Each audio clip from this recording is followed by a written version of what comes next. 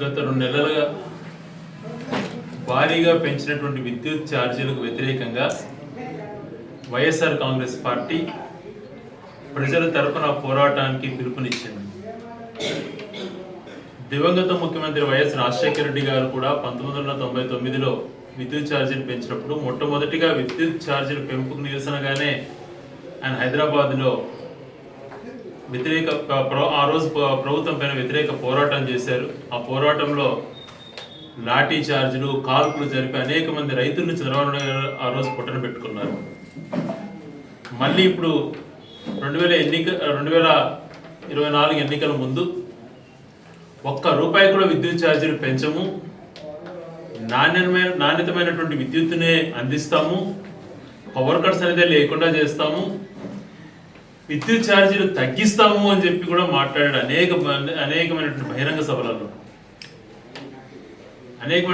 సభల్లో పదే ఈ మాట రిపీట్ చేశారు. ₹1 కూడా పెంచే ప్రసక్తే లేదు అని చెప్పాడు. మరి ప్రభుత్వం ఏర్పడి ఈ నెలల్లోనే దాదాపుగా 16,000 కోట్ల రూపాయలు ఇప్పుడు పెంచడం జరిగింది. డిసెంబర్ వరకు 7,000 కోట్ల పైగా, ఇప్పుడు మళ్ళీ 8,000 కోట్ల పైగా నెక్స్ట్ మంత్ నుంచి ఛార్జెస్ ఇస్తున్నారు. ఇది మీ ప్రజల తరపున విన్నవిస్తున్నాం. ఇప్పుడే నిత్యావసర సరుకుల ధరలు విపరీతంగా పెరిగిపోయి అల్లాడుతున్నారు మధ్యతరగతి కుటుంబీకులు. దాదాపుగా 80% ఉన్నటువంటి నిత్యావసర సరుకులతోనే జీవనం సాగిస్తున్నటువంటి కుటుంబాలన్నీ కూడా సఫర్ అవుతున్నాయి. నూనె ధర ఎక్కడికో వెళ్ళిపోయింది, పప్పుల ధరలు అందుబాటులో లేవు, ఏ ఒక్కటి కొనుక్కొని వండుకొని తినాలంటే పరిస్థితి లేకుండా పోయింది. నిత్యావసర సరుకుల గాలికి పెంచేసి టమాటాలు, ఉల్లిపాయలు, వెల్లుల్లి ఏది తీసుకున్నా కూడా ఆకాశాన్ని అంటే పరిస్థితి వచ్చింది. మరి దానిపైన మళ్ళీ ఇప్పుడు విద్యుత్ ఛార్జీల యొక్క బరువు, నవంబర్ బిల్లులే తీసుకుంటే దాదాపు 20% తేడా వస్తాం. మళ్ళీ ఫిబ్రవరి బిల్లు నుంచి జనవరి నుంచి ఫిబ్రవరి బిల్లుల్లో కూడా మళ్ళీ 20 నుంచి 20% ఎక్కువ అదనంగా కనిపించే పరిస్థితి ఉంది. వీటిని అన్నింటినీ కూడా అనుసరించుకొని మేము చంద్రబాబు నాయుడు గారు ఏదైతే చెప్పారో, ఎన్నికల ముందు చెప్పి ఓటు వేయించుకున్నారో, ₹1 కూడా విద్యుత్ ఛార్జీలు పెంచము, తగ్గిస్తామని మాట చెప్పారు. కాబట్టి మేము ఆ రకంగానే చంద్రబాబు నాయుడు గారిని అడుగుతున్నాం, తగ్గించుకోవయ్యా, ప్రభుత్వం ఏర్పాటు చేసుకున్నావు ప్రజల యొక్క మద్దతుతో, నువ్వు మేనిఫెస్టోలో కూడా పెట్టావు విద్యుత్ ఛార్జీలు పెంచము అని చెప్పి. మరి ఈరోజు ఎందుకు ఇంతగా విద్యుత్ ఛార్జీలు పెంచుతున్నావు? రైతులు నడ్డి విరుస్తున్నారు. గతంలో జగన్మోహన్ రెడ్డి గారు కానీ రాజశేఖర రెడ్డి గారు రైతులకు ఉచిత విద్యుత్ ఇస్తే జగన్మోహన్ రెడ్డి గారు పగలే 9 గంటలు ఇవ్వాలని చెప్పి 2,000 కోట్ల పైగా ఖర్చులు పెట్టి అనేకమైనటువంటి ట్రాన్స్ఫార్మర్స్ లైన్స్, డెడికేటెడ్ లైన్స్ ఏర్పాటు చేశారు. ఒక రాయచోటి నియోజకవర్గంలోనే దాదాపుగా రైతులకు 6,000 కనెక్షన్స్ ఇచ్చిన విద్యుత్ కనెక్షన్స్. ఇంతవరకు ఆ ఊసే లేదు. ఎక్కడో అరొకరో ఇస్తూ దాన్ని కూడా రైతులు వేధిస్తున్నారు. సో ఈ ప్రధాన అంశాలు ఇవి ఉన్నాయి. కాబట్టి మొట్టమొదటిగా వైఎస్ఆర్ కాంగ్రెస్ పార్టీ రైతుల పైన భుజాన్ని వేసుకుని రైతుల యొక్క కష్టాలను వివరిస్తూ ఉద్యమం చేపట్టాం జిల్లా వ్యాప్తంగా. విద్యుత్ ఛార్జీలకు సంబంధించి కూడా నిన్న మా గౌరవ జిల్లా అధ్యక్షులు వారు జిల్లాకు సంబంధించినటువంటి పోస్టులు విడుదల చేశారు. ఈరోజు రాష్ట్రంలో నియోజకవర్గ వ్యాప్తంగా కూడా పోస్ట్ రిలీజ్ చేస్తున్నాం. అందులో భాగంగా నిన్న జిల్లా అధ్యక్షులు చేయడం జరిగింది. ఈరోజు రాయచోటిలో ఈ వైఎస్ఆర్ కాంగ్రెస్ పార్టీ తరఫున ఇక్కడ వైఎస్ఆర్ పార్టీ కార్యాలయంలో పోస్టులు విడుదల చేస్తున్నాం. ఇది ప్రజల కోసం చేస్తున్నటువంటి పోరాటం. ప్రజలను నడ్డి విరుస్తున్నటువంటి ప్రభుత్వాన్ని దిగిరమ్మని కోరుతున్నాం. ఎప్పుడు కూడా ప్రజల జోలికి వెళ్ళకండి. అనేక రకాలుగా వేధిస్తున్నారు. ప్రతి ఒక్కటి కూడా ఒక కక్షపూరితమైన వ్యవహారంగా చేస్తున్నారు. అందుకనే ఒక మాట చెప్పదలుచుకున్నా. మా మాజీ ముఖ్యమంత్రి జగన్మోహన్ రెడ్డి గారిని ఎక్స్సీఎం జగన్మోహన్ రెడ్డి గారి కంటే కూడా ఆయన ప్రజలకు ఏదైతే కట్టుబడి అన్ని అమలు చేశాడో, మేనిఫెస్టో సీఎం అంటే కూడా ఎక్స్సీఎం కంటే కూడా మేనిఫెస్టో సీఎం అనొచ్చు మా జగన్మోహన్ రెడ్డి గారిని గర్వంగా. ఎందుకంటే మేనిఫెస్టోలో పొందుపరిచినటువంటి ప్రతి అంశాన్ని తూచా తప్పకుండా అమలు చేశాడు. ఆయన కొన్ని దుశ్చారాల వల్ల ఆయన ఓడిపోయిండొచ్చేమో కానీ ఏ రోజు ప్రజలకు మోసం చేయలేదు. చెప్పినటువన్నీ కూడా అమలు చేసి చూపించాడు. ఈరోజు 16,000 కోట్లు దాదాపుగా భారం పడుతుంది ప్రజలపైన. దీన్ని కొద్దిగా గొప్ప తగ్గించండి అని చెప్పి మేము విన్నవిస్తున్నాం. దీన్ని మా పోరాట రూపంలో 27వ తేదీన మా వైఎస్ఆర్ కాంగ్రెస్ పార్టీ కార్యకర్తలతో ఇక్కడ స్థానిక ఎస్సీ కార్యాలయంలో రిప్రజెంటేషన్ ఇవ్వడం జరుగుతుంది. అలాగే ఎస్సీ ఎస్టీలకు సంబంధించినటువంటి కాలనీలలో 200 యూనిట్ వరకు ఫ్రీగా ఇచ్చేటువంటి వాళ్ళు ఈరోజు బలవంతంగా దౌర్జన్యంగా వాళ్ళకి ఫ్రీగా ఇవ్వకుండా డబ్బులు కట్టమని ఫైన్లతో సహా బిల్లులు వేస్తున్నారు. ఎస్సీలు ఎస్టీలు అంటే ఇది వాళ్ళకు ప్రేమ. వాళ్ళలో చిచ్చు పెట్టడం, వాళ్ళు అనగదొక్కేటువంటి ప్రయత్నం చేయడమే ఈయన చేస్తున్నటువంటి పనులు. ఎస్సీ ఎస్టీ కాలనీలలో గతంలో ఎప్పటి నుంచో ఉన్నటువంటి ఫ్రీని అలాగే కొనసాగించాలి. దయవుంచి ఎస్సీ ఎస్టీ కాలనీలలో ప్రజలను వేధించద్దు. ఈరోజు బీజేపీకి మిత్రపక్ష పార్టీగా క్యాబినెట్ లో కూడా వీళ్ళ మంత్రులు ఇద్దరు కేంద్ర ప్రభుత్వంలో కూడా భాగం పంచుకోనుంది తెలుగుదేశం పార్టీ. మరి నిన్న పార్లమెంట్కి రీసెంట్ గా తీసుకుంటే ఢిల్లీలో పార్లమెంట్ లో గౌరవ అమిత్ షా గారు పదే అంబేద్కర్ గారిని కించపరిచేట్టు మాట్లాడడం ఇంతవరకు నోరెత్తలేదు తెలుగుదేశం పార్టీ వాళ్ళు.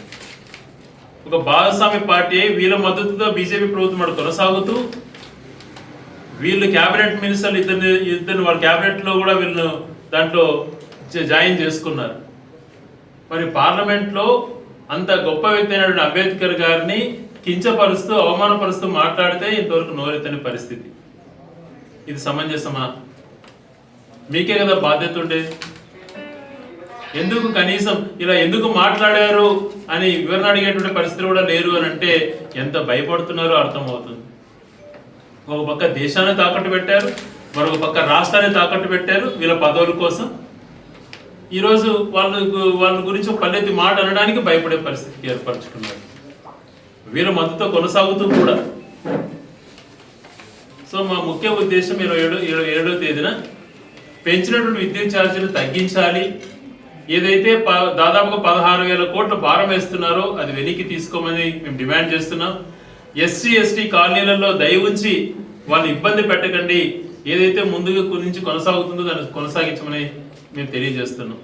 అదే రకంగా విపరీతమైనది దోపిడీ. ఈరోజు రాష్ట్రం కష్టాల్లో ఉంది. ఆ బడ్జెట్ చూస్తుంటే భయం వేస్తా ఉంది. నేను ఇవ్వాలనుకున్నా ఇవ్వలేకపోతున్నా అని మాట్లాడుతున్న చంద్రబాబు నాయుడు గారు నిన్న 2 రోజులు జరిగినటువంటి కలెక్టర్ కాన్ఫరెన్స్ లో దాదాపుగా 2 కోట్ల రూపాయలు భోజనానికి ఇచ్చారు. ఒక ప్లేట్ భోజనం 3,200 అంటే ఏంటి అవినీతి? వరదలు వస్తే దాదాపుగా 600 కోట్లు, దాంట్లో పులిహోరకు 350 కోట్లు అంట, క్యాండిల్కి 25 కోట్లు, అగ్గిపెట్టెలకు 20 కోట్లు.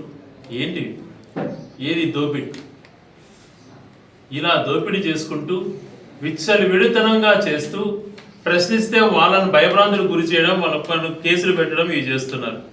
ప్రజాస్వామ్యంలో ప్రజల మద్దతుకు చొరగనాలి. అధికారం ఉంది అని చెప్పి ఇష్టానుసారం వ్యవహరించడం కాదు. ఏం చేశాం ప్రజలకు అన్నటువంటిది ప్రతిరోజు ఆలోచన చేసుకున్నప్పుడే ఆ ప్రభుత్వాలు మనుగడ సాధిస్తాయి. లేకపోతే ఎన్నో ప్రభుత్వాలు ఇలాంటి మిడిసిపాటు పడిన వాళ్ళంతా కూడా కాలగర్భంలో కలిశారు. అదే పరిస్థితి ఏర్పడుతుంది తెలుగుదేశం ప్రభుత్వానికి కూడా. సో దయవుంచి పెంచినటువంటి ఛార్జీలను ప్రజలు నడ్డి విరచకుండా తగ్గించమని మేము కోరుకుంటున్నాం. అలాగే 27వ తేదీన ఇక్కడ ఏదైతే రాష్ట్ర వ్యాప్తంగా జరుగుతున్న కార్యక్రమంలో భాగంగా రాయచూట్లో 27వ తేదీ ఎస్ఎన్ కాలనీ ఆఫీస్ నుంచి కూడా ఇక్కడ నుంచి మేము బయలుదేరి స్థానిక డిఏ ఆఫీస్లో రిప్రజెంటేషన్ ఇవ్వడం జరుగుతుంది. దీన్ని ప్రజలు కార్యకర్తలందరూ కూడా పాల్గొనమని చెప్పి కోరుకుంటున్నాను. దానికి సంబంధించినటువంటి పోస్టర్ కూడా ఈరోజు మీడియా మిత్రుల ద్వారా రిలీజ్ చేస్తాం. మనం ఇది ప్రజలు కూడా వివరణ ఇవ్వాలి.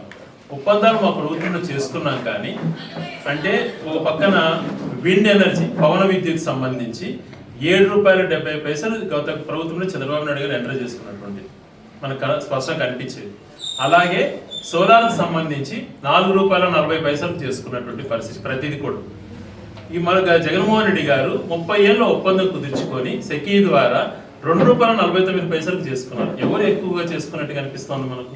ఎవరి హయాంలో విద్యుత్ ఒప్పందాలు? నాకు అదంతా కాదు, మీరు చెప్పినట్టుగానే 5 ఏళ్ళు మీ ప్రభుత్వం నడిచింది.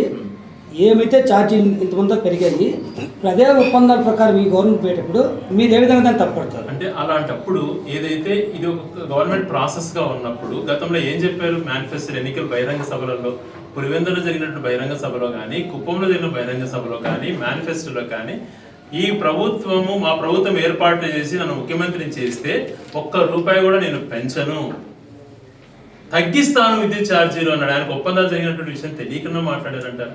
అంటే ముందు మీరు ఇది కరెక్ట్ గా మీరు ఒప్పుకుంటున్నారు. అంటే మేము గతంలో కంటే కూడా ఇక్కడ గమనించాల్సిన అంశం ప్రజల కోసం చేసేటువంటిది కాబట్టి మేము గతంలో ఇచ్చినటువంటి ఒప్పందాల కంటే కూడా ఎంత తక్కువ ఒప్పందం చేసుకున్నారు అటువంటిది పీపీ అగ్రిమెంట్స్ చూస్తే మీకు అర్థమవుతుంది. నేను అగ్రిమెంట్స్ కామెంట్ చేయడం కాదు. అంటే మీ గవర్నమెంట్ ఏదైతే ఒప్పందం ఉందో స్టిల్ అదే ఒప్పందం ప్రకారం పోయేటప్పుడు మేము గతంలో నాకు వచ్చే కంప్లైంట్ చెప్తాను. గత ప్రభుత్వం ఏవైతే ఒప్పందం చేసుకున్నారో స్టిల్ అదే ఒప్పందం పోయేటప్పుడు ఆ రేటు కంటే తగ్గించడం, ఒక ప్రభుత్వం తీసుకునే నిర్ణయాలను ఇంకో ప్రభుత్వం రద్దు చేస్తే ఆ కంపెనీలకు జరిమానా కట్టాలి, లీగల్ ఇష్యూస్ వస్తాయి. ఆ విషయం మీకు తెలిసిందే. మరి అది మరుగున పెట్టి ఇలా ఉద్యమం చేస్తా అంటే ప్రజలు ఏ విధంగా యాక్సెప్ట్ అంటే ఎందుకని ప్రజల ఉద్యమం ఇప్పుడు ఏదైనా కూడా ఒక రాజకీయ పార్టీగా మనం చేసినప్పుడు మీరు అన్ని కూడా వాస్తవాలు మేము చూడాలి. మేము మేనిఫెస్టోలో ఏం చెప్పాము అన్ని అమలు చేసామటువంటిది ప్రజలకు స్పష్టంగా తెలుసు. విద్యుత్ ఛార్జీలకు సంబంధించి మేము గతంలో కొంచెం పెంచామని చెప్పే కదా మాకు శిక్ష విధించినారు. మీరేం చెప్పారు ఎన్నికల్లో ఓట్లు వేయించుకునేటప్పుడు? మేము ₹1 కూడా పెంచము తగ్గిస్తాము అని ఎందుకు చెప్పారు? తప్పు చేసామనేది కాదు. గతంలో మీరు ఇచ్చినటువంటి ఒప్పందాల ప్రకారం ₹7కు ₹5 మీరు ఒప్పందాలు చేసుకున్నారు. మా ప్రభుత్వ హయాంలో దాన్ని కంట్రోల్ చేసి తక్కువ ఒప్పందాలకు మీరు ఇచ్చినటువంటి పీపీఐ రిపోర్ట్స్ కంటే కూడా మేము తక్కువగా ఒప్పందాలు కుదుర్చుకున్నాము, దాన్ని కంట్రోల్ చేసుకుంటూ వస్తున్నాము అనేది మీకు చెప్పినటువంటి వారు. దానికి ఎన్నికల్లో మీరు ఏం చెప్పారు? తెలుగుదేశం నాయకులు ఏం చెప్పాడు? గౌరవ అధ్యక్షుడు చంద్రబాబు నాయుడు గారు, మేము ₹1 కూడా పెంచే ప్రశ్నే ఉండదు, మేము తగ్గిస్తాం విద్యుత్ ఛార్జీలు అని చెప్పి ఈరోజు మరి అధికారంలోకి వచ్చినాక 16,000 కోట్లు 6 నెలల్లోనే భారం వేయడం భారం కదా అని నేను ప్రశ్నిస్తున్నాం. దాని గురించి మీరు చెప్పినారు కాబట్టి, మీరు ఒప్పందాలు కూడా మాకంటే కూడా ఎక్కువగా చేసుకున్నారు కాబట్టి యూనిట్ ఛార్జెస్ది, దాన్ని ఒక పక్క ప్రశ్నిస్తూ మరొక పక్కన విద్యుత్ ఛార్జీలు పెంచమని మీరు చెప్పినారు కాబట్టి తగ్గించమని, తగ్గించకపోయినా కనీసం యాజ్ ఇట్ ఈస్ గానే ఉంచలేదు, పెంచుతున్నారు 16,000 కోట్లు. అదే రకంగా ఎస్సీ ఎస్టీ కాలనీస్ లో కూడా వాళ్ళకు విద్యుత్ కనెక్షన్ తీసేస్తున్నారు, వాళ్ళు బెదిరిస్తూ భయభ్రాంతులకు గురి చేస్తున్నారు. దీనిపైన ప్రజల పక్షాన ఎక్కడైనా ఎస్సీ ఎస్టీ ఏరియాలో ప్రజలు వేధించి ఉన్నా ఇట్లా సతాయిస్తాను ప్లీజ్ మాకు సమాచారం 100% రాష్ట్ర వ్యాప్తంగా ఒక పార్టీ ఎక్కడైనా ఒక పార్టీ ఒక పోస్టర్ రిలీజ్ చేసింది అని అంటే నాకు అనేక ఫోన్లు వచ్చినాయి, వాళ్ళకి బిల్లులు వచ్చి వేధిస్తున్నారు. ఖచ్చితంగా ఈసారి మళ్ళీ అటువంటి ఎస్సీ ఎస్టీకి జోలికి మేము వాళ్ళ తరపున అండగా నిలబడేటువంటి వాళ్ళం కాబట్టి వాళ్ళ జోలికి ఎవరైనా వస్తే ఫస్ట్ పత్రికా ప్రముఖులకే తెలియజేస్తాం. ఇదేంటంటే ఆర్ట్ కోసం అంటే నిజంగా ఎవరైనా ఎస్సీ ఎస్టీ ఏరియాలో మా నోటీస్ ఇస్తే ఖచ్చితంగా అయితే ప్రముఖంగానే వార్త రాస్తాం.